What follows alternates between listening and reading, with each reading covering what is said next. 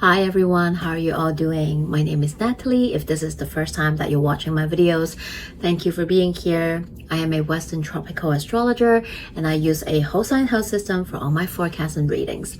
In this video, we are talking about this upcoming week astrology forecast. And this video, we are talking about April 27 to May 3rd. Oh my God, I can't believe how fast time is sometimes. I feel like we just have this super long April where there's just so much happening, still happening. And May is already here. And I feel like all the shit that came out from April is still like not settled yet. Anyway, here we are. Let's talk about it. Every week, I feel like I sound like a broken word cut that there's so much happening. And April, to be honest, April is one of the crunchiest months in 2026. There's quite a few months that the energy is just chaotic. There's just so much happening. So that's why every week in April, my videos, they can be quite long. I know I babble a lot. I talk a lot. Sometimes I go off tangent. Sometimes I speak my mind. I speak from my heart. I always want to be nothing but myself. In these videos, I am not sugarcoating anything. I'm just speaking what I'm seeing from the astrology, how we can connect to those energy and how are they being played, like how are they being manifest into our lives and around the world as a collective for all of us. I think that it is important for us to look at them like a weather report, to know what's coming ahead. If there's some hard aspect, some tough transit that is happening, we want to be aware so we know how to work with these energy, right? What to expect. Maybe it's not a time to push. Maybe it's a time to rest. Maybe it's a time to go, right? And there are times where we want to be prepared because it can be chaotic. And there are times where we know that there's some good energy coming. We don't want to miss it, right? And it's always nice to know what's ahead, work with it, and later on come back and reflect on them and see how they really played out. And sometimes when we reflect back, then we can resonate like, oh yeah, that really checks out with me, and so on and so forth. All right, so let's get into it. We have quite a lot happening again this week. We have a very powerful, potent, and intense Scorpio Full Moon happening towards the end. I'm a Scorpio Sun stellium, so I know that energy really well. But let's talk about it. Sorry, I jumped ahead. This video, we are talking about April 27 to May 3rd. And on Monday, we have the Sun in Taurus, sextile North Node in Pisces at 7 degrees. So this aspect can feel like a gentle nudge, a push, sort of like the universe is giving you like a yes today, because it's North Node in Pisces, and then Sun in Taurus. It feels very grounding, maybe a bit more like subtle instead of like a wow, but more of a gentle, subtle nudge to kind of tell you today that maybe perhaps you feel everything aligned for you today. You meet with the right people. That conversation really click and something happened. Maybe a nice opportunity come up, or someone that you met that you really resonate with, that you really align with, and the spark just flies, right? Or maybe this is a day where you have an opportunity that comes up that really aligns with what it is that you're looking for, right? And with like I said, Pisces and Taurus, it feels a bit more quiet, like a gentle nudge, and you know that it just feels right when it happened, and you know when it happened.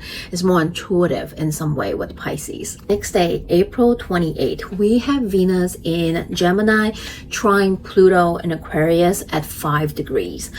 So Venus in Gemini is playful, is lighthearted, is doesn't want things to be so serious and like, oh my god, let's go really, really deep, right? Gemini just wants to have fun, wants to be playful. And Venus in Gemini is all about, sometimes I know it can sound like I'm shading them, but I'm not, okay? It's just more like a light-hearted energy. It's about the chase, when it comes to connection, relationship. But then we have Pluto in Aquarius that really wants that depth and that intimacy on a collaborative level, right? You want to go deep, you want to collaborate. Do we align? Do we share the same viewpoint? Like, can we work this together? So you have two, not clashing, but two very different aspects coming together. However, it's a trine. So the way I see it is that perhaps this is it started with a fun, lighthearted conversation, or an easy connection that just flows, that just clicks. But unexpectedly, it leads to a deepening of a relationship, of a connection. And with Gemini, it can, and Aquarius, they're both air sign. It can be sharing your thoughts, sharing your ideas. It can be a very interesting conversation that you're having, but through that, you are able to deepen that connection, that relationship. It can be romantic, of course, but it can also be friends, like you just met, maybe it's just a casual coffee, you're having a fun conversation, but then maybe it lead into something more deep, more intimate, and you're able to really click with that person. And those people where you just met and you don't feel too much, but then as you checked, you're like, oh my god, I really connect with this person. It's like I've known you for years. It's like you're my long lost best friend, and so on and so forth. So it can feel like that today.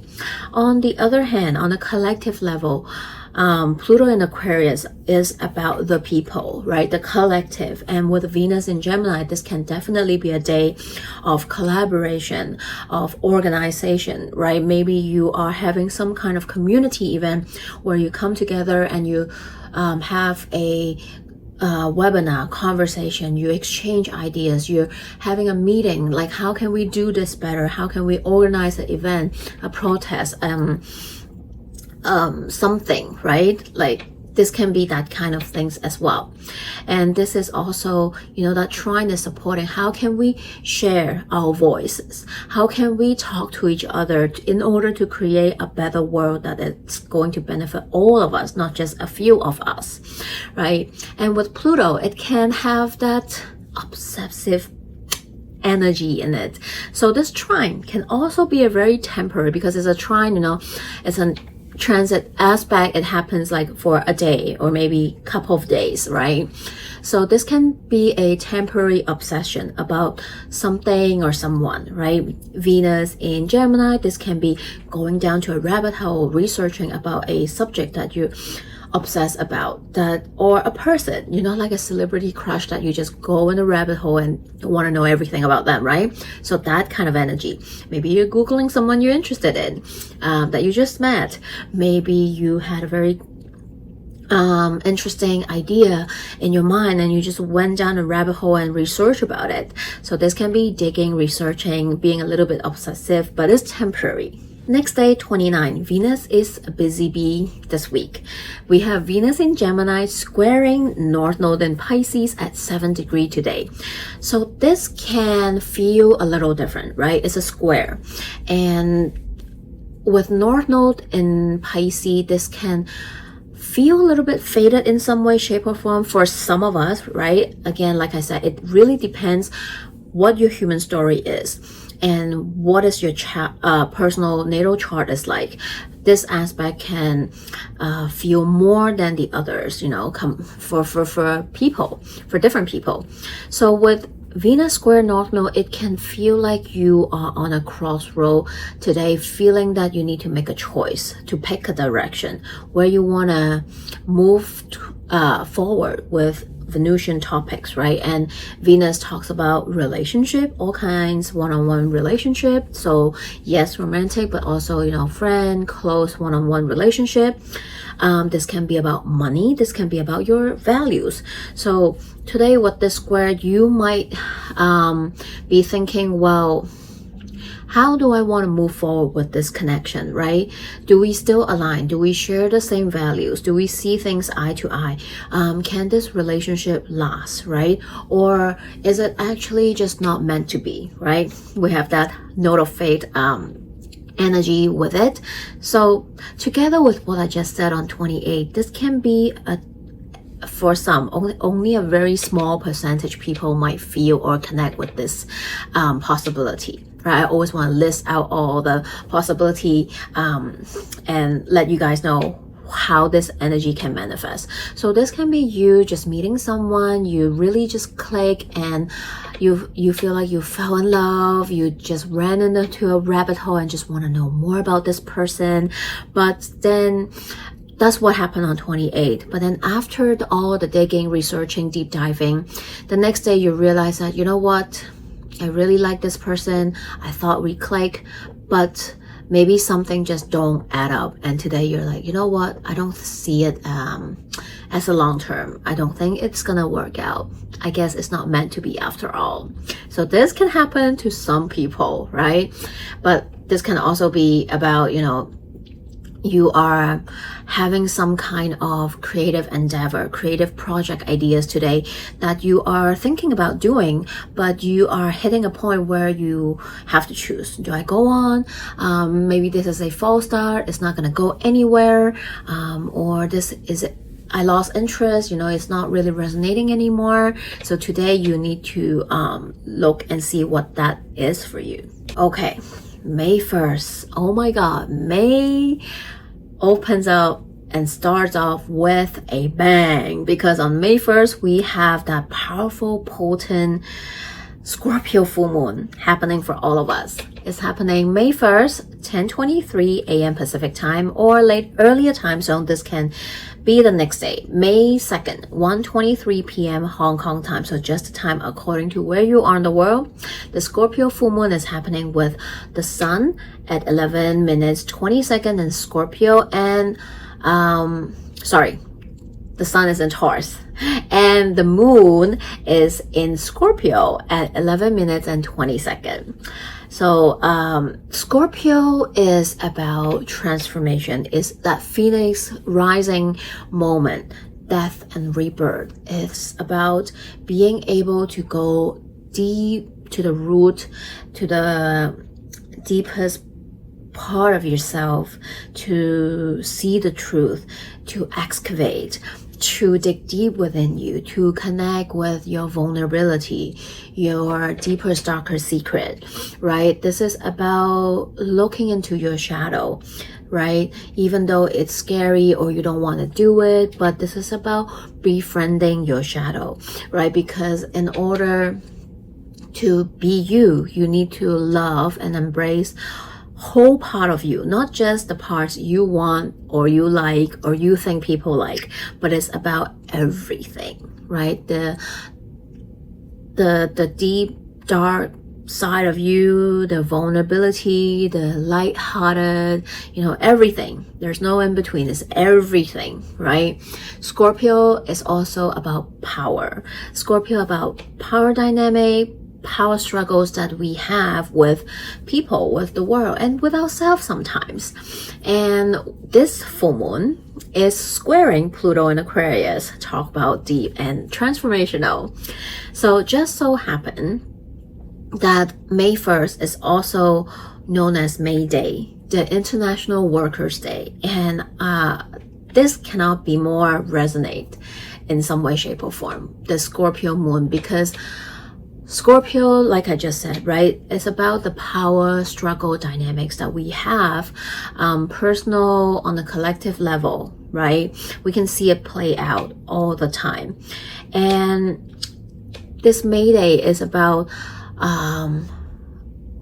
all the workers around the world, right? It's about being in community with all of us. It's about seeing and realizing that we need to treat each other, we need to treat workers, families, everyone more equally, right? So many of us are working multiple jobs just to get by. We live we live by paychecks, right?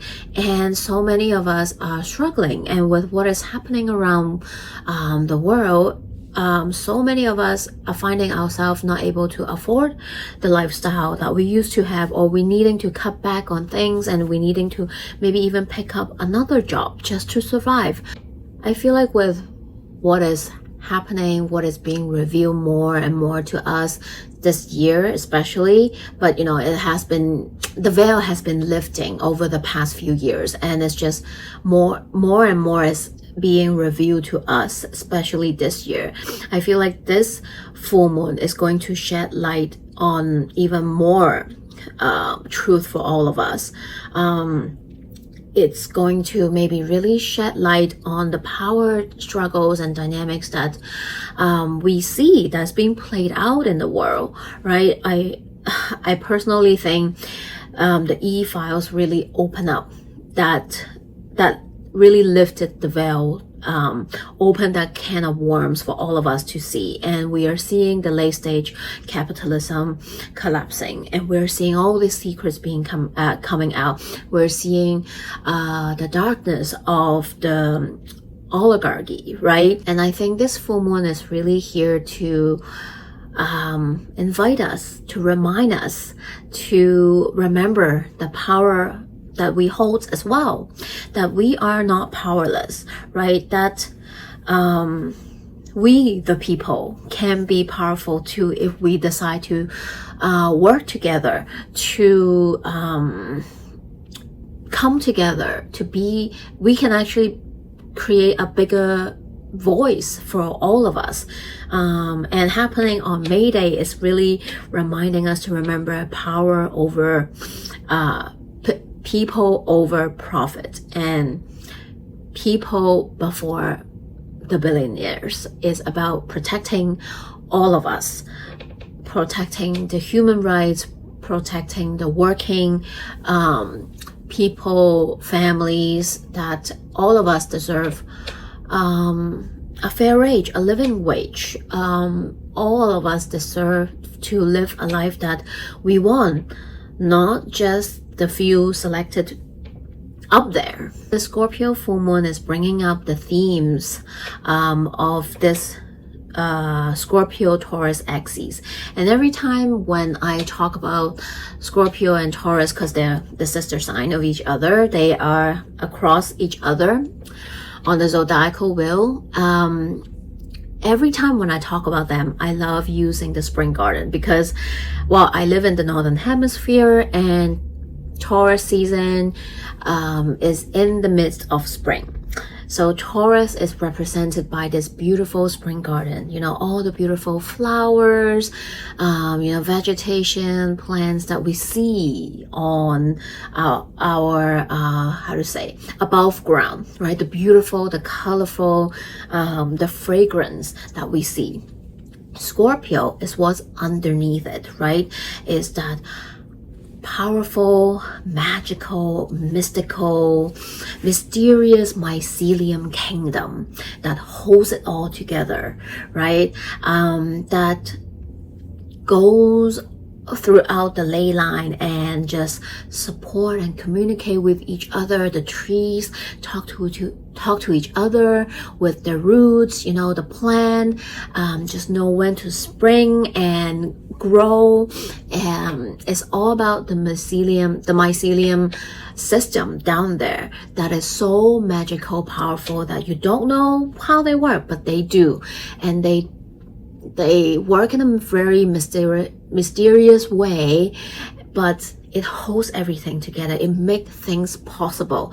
Without what's underneath, everything above will not be possible.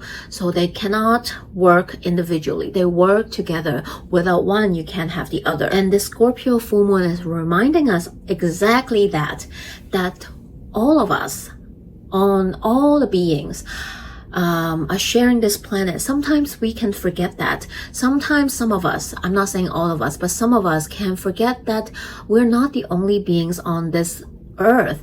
We are sharing this planet with so many other beings that we alone cannot survive on our own. We need each other. We are connected, whether we believe it or not, whether we agree or not. We are not superior than all the other beings that is living on the earth as well. Okay, we shouldn't feel superior over the others, and it's a very humbling thing to say, and I feel like this full moon is really inviting us to feel, to remember that more than ever, with so much happening, and with what is happening also damaging our Mother Earth. During the Scorpio full moon, we have Venus in Gemini, sextile Saturn in Aries. So Venus truly, like I said, is a busy bee this week. So first, Venus trine Pluto, and then it squared the North Node. And now during this full moon, it's sextile Saturn in Aries.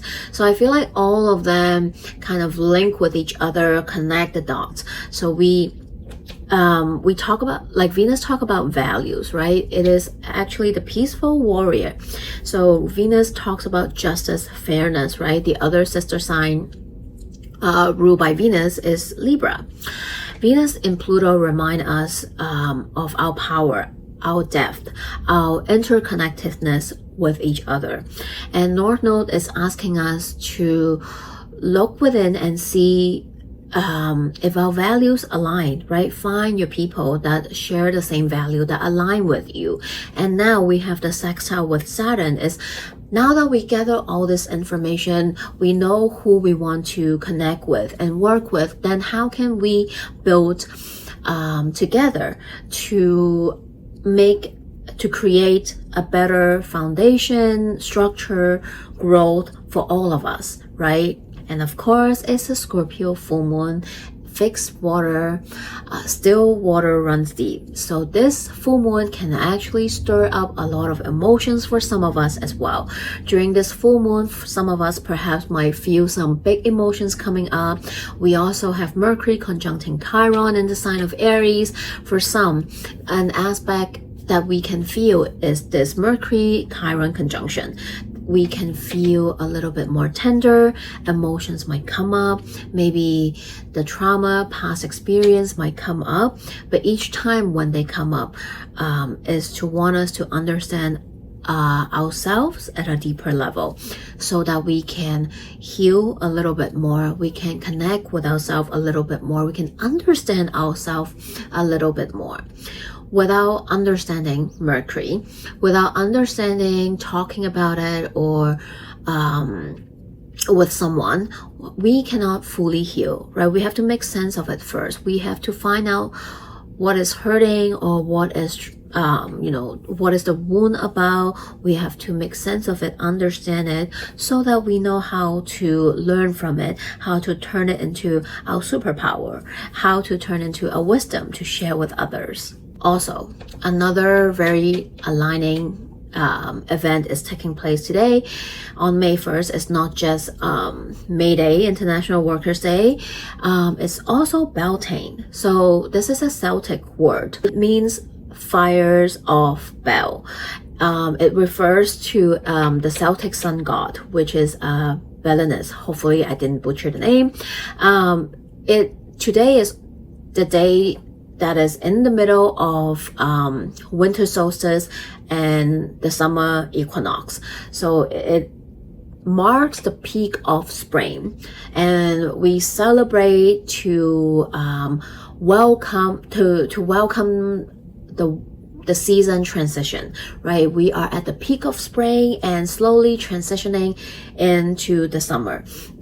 So today is a lot of things together. We have the full moon, we have Beltane, we have May Day. So, and usually in Beltane, we celebrated with bonfires. People gather together, we enjoy each other's company, we celebrate, we dance, we sing. So today, this can also be a great day. I mean, it's really on brand with a Mars rule sign Scorpio full moon, to maybe perhaps light a candle. We don't want to start fires in our own home, but maybe today, if it feels right for a little full moon ritual, you can light a candle to celebrate all these energy, and to spend some time alone, journal, or just meditate, go within to see how far what's been happening in life, since winter solstice. Perhaps this is a day to also see what has been happening since winter solstice. The seeds that you plant during that time, do you see like a little sprout perhaps today? And if not, then how do you want to pivot to move forward as we transition into summer? Well, I know it's a lot. This is a very potent Scorpio full moon. It can be intense, it can be emotional, depending how it is happening for you, right? Where is it happening in your natal chart? Where is Scorpio? Which house is ruled by Scorpio? What are the theme, story, area of life is Scorpio about in your natal chart, in your life? What are you moving through right now? But no matter what comes up for you, no matter which aspect that I just shared that you feel more of, I hope that this full moon invites you to go within, to connect with your deepest part of yourself, to connect with your emotions, your feeling, your vulnerability, to remind you of your power, and to remember how we are all connected with each other, also connected with the land, this Mother Earth. I hope that we can, at a deeper level, feel that connection, and to answer to our purpose, to know that we all have a role to play, right? Our natal chart, our souls sign up to experience, to be incarnated in this timeline for a reason. It is time for us to do our part and to see how can we work together to give back and to create a better world for all of us. Finally, we have one more transit happening to wrap this week up. On May 2nd, Mercury is going to enter Taurus. So this is a very different energy compared to Mercury in Aries. Our mind, our communication is going to feel a bit more slower, but also grounded with Mercury in Taurus. Because during Mercury in Aries, people might pop off easier, short-tempered, impulsive, speak before they think, didn't slow down enough to process their information before they open their mouth. That's the downside of Mercury in Aries. But now we are stepping into Taurus, a more grounded, methodical energy. But like I said, all energies have both light and shadow attribute. While Mercury in Taurus is going to take some more time to process, to think before we speak, which is a good thing sometimes, right? We want to make sure we have the right thing, we process our information, we don't want to make a mistake. But on the downside, sometimes it can feel like we're waiting, right? There's a delay, that we're taking too long to make a decision or to negotiate, right? To come up with an agreement. It can feel like, and also Mercury in Taurus, stubborn, so stubborn, okay? One of the most stubborn sign is Taurus, maybe the most stubborn sign. So Mercury in Taurus can be very stubborn, like, I don't want to budge, I don't want to agree, it's my way or highway, because my point is right? I'm very grounded to my point. So this can be a little bit tough for some of us. But for people that are usually more impulsive, that really just don't process and just like babbling all the time, this energy can ground them. So, there's pros and cons, but the key word is patient. Patient is the best advice during this transit, right? Sometimes you might feel like you're waiting forever for that person to answer you. Be a little bit patient, right? Taurus is also a sign that talks about finance, resources, and land, our connection with nature, Mother Earth. So during Mercury in Taurus, we might be wanting to talk about these topics. We might want to look at our personal finance. We might want to see if we're spending too much, or hey, actually we have been really disciplined and we can indulge a little bit during this Taurus season. Why not, right? So this is a short transit. Mercury is only going to stay in Taurus until May 17. So this is what is happening this week. I know it's a lot, it's a mouthful, but do take care, right? Use those Taurus energy to stay grounded. Yes, the full moon can be quite potent and powerful, even emotional for some of us. Don't be scared by this energy. The best advice from a Scorpio sun and stellium is to embrace it, ride the waves, because on the other side of it is beautiful, right? It might not be the easiest one, but it's worth it. So see what comes up, sit with them, give yourself time, do not rush. And if you want a more in-depth personal consultation, I do all kinds of astrology consultations reading, tarot and akashic records reading, distant Reiki energy healing sessions, and personal consultation as well. So feel free to shoot me an email. Information are in the description box. If you want to support this channel or contact me, I'm sending you so much love and full moon blessing, and I'll see you next time.